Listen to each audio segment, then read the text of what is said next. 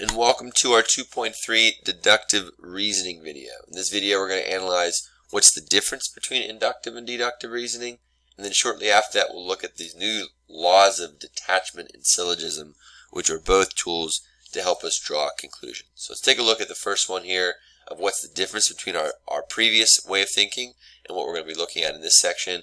And like I said, we'll get into the next two those laws later in this video. So let's go ahead and get started. So if we look at the top of that sheet you're looking at, you're going to notice there's two diagrams, and there's one blank space for each of them. So if we're looking at the inductive reasoning, we're talking about specific observations, and I'm going to add something there that we've been looking at patterns, talking about something that occurs on a frequent basis, or we've looked at these observations of an event reoccurring over and over again, and therefore we're going to draw a very broad conclusion based on those patterns. So we take very specific key observations and make a very broad conclusion. We remember our activity of Lefty versus Bugsy. We made a very general statement based on the information we had, but we didn't have any facts or hard evidence that allowed us to make that conclusion, which is exactly the idea of deductive reasoning, where you use rules, so rules or facts, rules or facts to draw very specific conclusions. So we talk about, the justice system and how inductive reasoning sometimes can maybe incarcerate the wrong person or sometimes falsely accuse. But looking at deductive reasoning, we're looking at facts and actual rules that are occurring that allow us to make very specific conclusions. It's a little bit more fair given the fact we're looking at hard evidence as opposed to a pattern or a trend.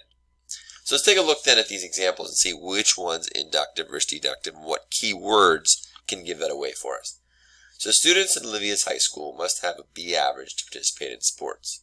Olivia has a B average, so she concludes that she can participate in sports at school. So the one thing that's important is it says the high school must have a B average to participate. So whenever you're saying it's a definitive, you must have this. There's no changing that. This is what we'll put on the side as, this is a rule. That is a rule at the school, and therefore that rule allows us to conclude that if Olivia has a B, she's going to be able to participate. So this is deductive reasoning. Deductive reasoning. Now, I'm assuming we can look at the second one and think, yes, that's going to be inductive. Let's take a look as to why it might be. So Holly noticed that every Saturday her neighbor mows his lawn. Today is Saturday. Holly concludes her neighbor will mow his lawn. So we're looking at that example, this keyword of every Saturday, this is a trend or a pattern that allows us to make this conclusion. But again, it's not definitive. It's not that the township's saying every Saturday everyone must mow their lawn. So if that was the rule and it was Saturday, we would expect that Holly's neighbor would be mowing their lawn. But in this case, it's the trend or pattern that Holly's noticed. Therefore, using inductive reasoning, we've drawn this conclusion. So this is inductive reasoning. Okay, again, pause the video anytime to take those notes. We are going to move on from here. But again, looking at patterns to make conclusions or looking at rules to make very specific conclusions. It's a big distinction between inductive versus deductive. So let's take a look then at our second part again, looking at the law of detachment and syllogism. Very key words there that allow us to be able to draw very specific conclusions, again, because both of these examples are deductive reasoning. So there's a lot of information on these slides that are just you're filling into yours. So as I'm talking it through, go ahead and fill them in, or pause the video, write it all in, and listen to its explanation. Either one is going to work for you. So if you look at the law of detachment, it's used to prove conjectures is the first key there. So that's that first term you're looking at, is you're proving a conjecture. And the idea of this detachment is the two of them, or each statement, is dependent of the other if they're both true. So they stand alone. If they're both true, we can use one or the other to come up with a conclusion. So looking at that further in terms of P and Q, it says if P then Q is true, okay? If it's true, then P is true and Q is true. So we have to look at the scenario, if you remember in those truth tables, that would be the equivalent of P then Q. And then if we're looking, they're both true, so the implication is also true. So if I'm highlighting, these are the scenarios where P and Q are both true, therefore we conclude the entire thing is true. That's what we're looking at for detachment. So let's look at an example to kind of further this idea of how it can be utilized.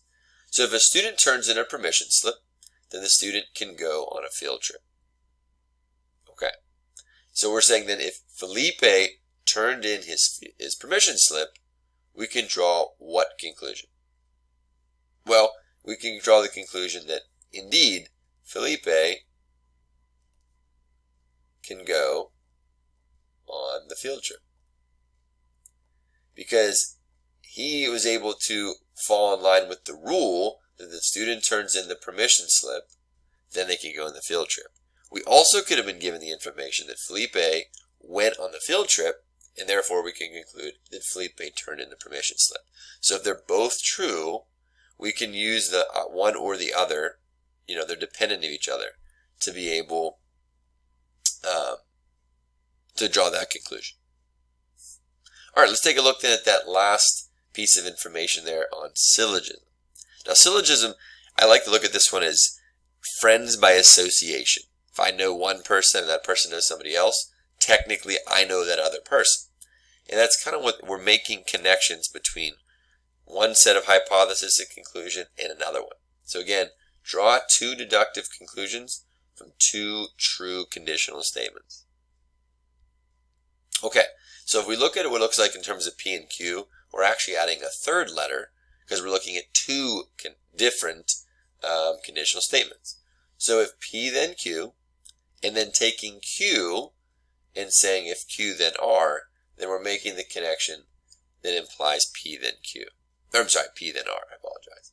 Now, let's take a look at that example then, and we'll really get a better understanding of just, instead of using P, Q, and R, giving some actual examples. So, if you get a job, P, then you earn money, Q. If I earn money, taking Q and making it the hypothesis, then you will buy a car.